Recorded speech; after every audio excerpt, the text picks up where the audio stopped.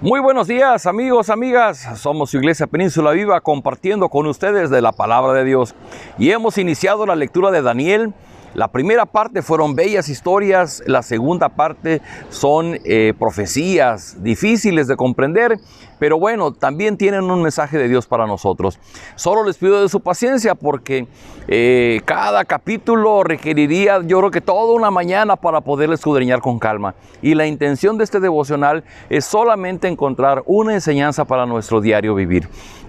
Voy a leer para ustedes parte de lo que es el capítulo 8 de Daniel, en donde Daniel recibe otra visión. Y dice así: en el año tercero del reinado del rey Belsasar, me apareció una visión a mí, Daniel, después de aquella que me había aparecido antes.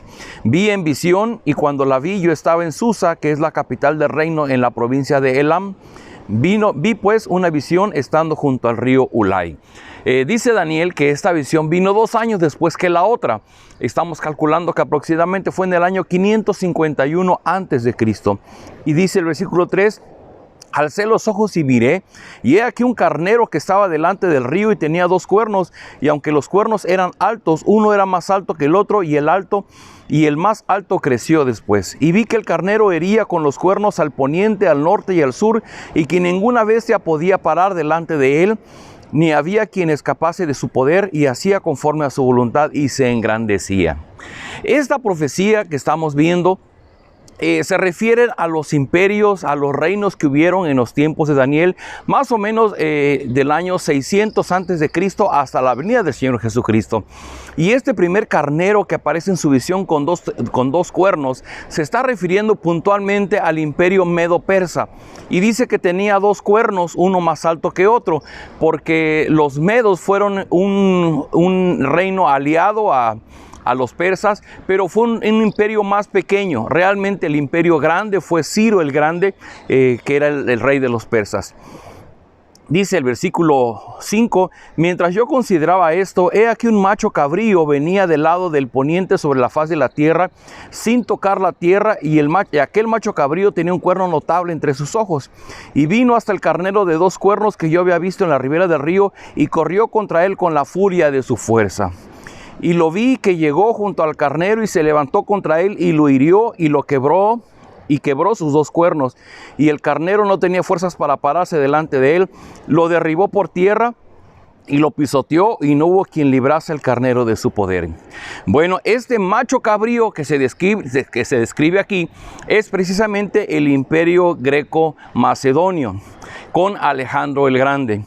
Y de una manera muy peculiar dice que este macho cabrío vino volando sobre la faz de la tierra sin tocar la tierra, porque si algo se califica a Alejandro Magno, es que su ejército podía moverse con mucha velocidad. De hecho, el día de ayer veíamos en otra visión que tuvo Daniel que se le equipara con una bestia que era un leopardo o una pantera, caracterizado por su velocidad. Y fue Alejandro Magno que en el año 333 a.C. venció a Darío, que era el rey de los Medas, junto a la ribera del río Iso. Y en el versículo 8 dice: y el macho cabrío se engrandeció sobremanera, pero estando en su mayor fuerza, aquel gran cuerno fue quebrado, y en su lugar salieron otros 4 cuernos notables hacia los 4 vientos del cielo.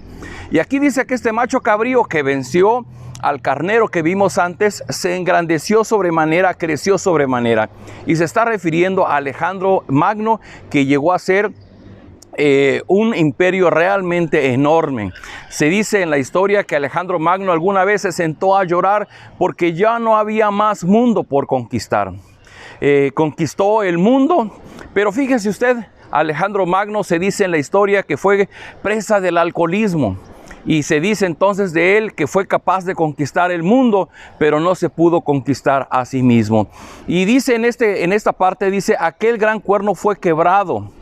Y se está refiriendo a que Alejandro Magno murió muy joven, murió a la edad de 32 años, además de que era preso del vicio del alcoholismo. Padeció una fiebre, no sabemos de qué características, pero esa fiebre lo mató, y Alejandro Magno, a su corta edad de 32 años, fue quitado sobre la faz de la tierra. Y dice después que de ese reino salieron 4 reinos. Y bueno, solamente lo menciono para ustedes, eran 4 reyes que sucedieron, era Cesandro, que era cuñado de Alejandro Magno, Lisámaco, Seleuco y Ptolomeo, que fueron la división del gran imperio greco-macedonio. Y dice, y de uno de ellos salió un cuerno pequeño que creció mucho al sur, al oriente y hacia la tierra gloriosa, y se engrandeció el ejército del cielo, y parte del ejército de las estrellas echó por tierra y las pisoteó. Después de Alejandro Magno vinieron 4 reyes. De esos 4 reyes nació algo que le llaman un cuerno pequeño, y históricamente se le reconoce a Antíoco Epifanes, que se le llamó precisamente un rey el loco, le decían, porque fue un perseguidor de los judíos. De hecho, se le llegó a conocer como el Nerón de la historia judía, y que más o menos estuvo reinando unos 170, 180 años antes de la venida del Señor Jesucristo. Y fíjese usted, en un solo evento él mató más de 800,000 judíos. Y dice el versículo 11, aún se engrandeció contra el príncipe de los ejércitos, y por él fue quitado el continuo sacrificio, y el lugar de su santuario fue echado por tierra. Y a causa de la prevaricación le fue entregado el ejército junto con el continuo sacrificio, y echó por tierra la verdad, e hizo cuanto quiso, y prosperó. Se dice que este rey, Antíoco Epifanes, que es el cuerno pequeño, y que se engrandeció en gran manera, cometió un gran sacrilegio. Puso la imagen del dios Júpiter, porque él era adorador de Júpiter, la puso en el templo de Jerusalén.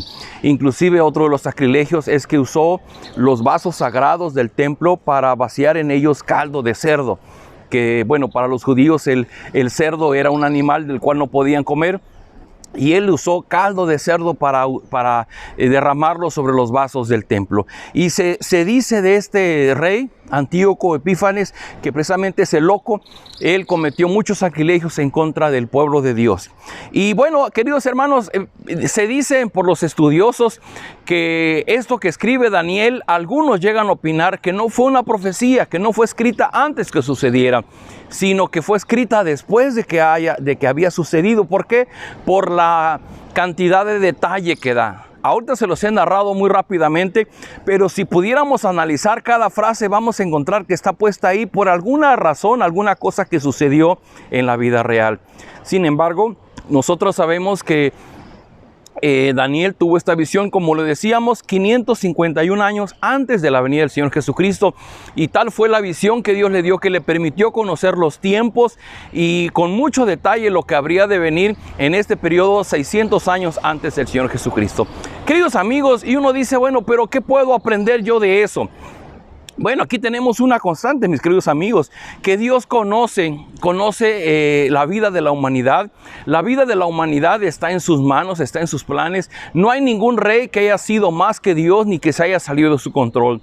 Y cada uno de estos reyes, aunque hicieron y deshicieron, al final acabaron con sus días. Simplemente Alejandro el Magno, famosísimo, y en ese corto tiempo logró hacer un imperio. Sin embargo, simplemente de una fiebre, Dios se lo llevó. Así que no hay reyes grandes delante de Dios, sino simplemente Él da oportunidad a las personas, Él da libertad a los hombres, y nosotros estamos en esa libertad de poder ser sensibles a la voz de Dios. Dios habla a nuestro corazón, Dios nos llama todo el tiempo. Seguramente usted, querido amigo que me está viendo y que se ha rehusado al llamado de Dios, puede reconocer a personas que están junto a usted, a veces en la calle, a veces de su familia, a veces de sus amigos, que continuamente le dan un mensaje de parte de Dios, y usted se ha rehusado. Simplemente el poder ver la historia, los errores que estos reyes cometieron. De todos estos reyes, el único que realmente llegó a reconocer la grandeza y la existencia del único Dios vivo y verdadero fue Nabucodonosor. Todos estos reyes fueron reyes soberbios, altivos, que nunca reconocieron a nuestro Dios. Así es que nosotros no cometamos ese mismo error, porque al fin y al cabo, sea como sea nuestra vida, en riqueza o en necesidad, independientemente del país, independientemente del color de nuestra piel, Dios está en control de nuestro mundo, de nuestra historia, y Dios sabe hoy mismo, en este tiempo, los grandes reinos de la tierra, las potencias mundiales, de lo cual quiero mencionarle algo el día de mañana, están en las manos de Dios. Las grandes potencias de este tiempo no están fuera de la voluntad de Dios. Ellos hacen planes y ellos tienen sus propios muchos proyectos de cómo llevar a su país adelante. Sin embargo, Dios está en control aún sobre ellos. Queridos amigos, el Dios en el que creemos, el Dios de la Biblia, es el Dios que nos da evidencia, porque todo esto que dice Daniel está documentado en la historia de cada uno de estos imperios. La Biblia contiene palabra de Dios, contiene revelación de Dios, pero Daniel ya lo sabía antes que sucediera, y esto está registrado en los anales de la historia.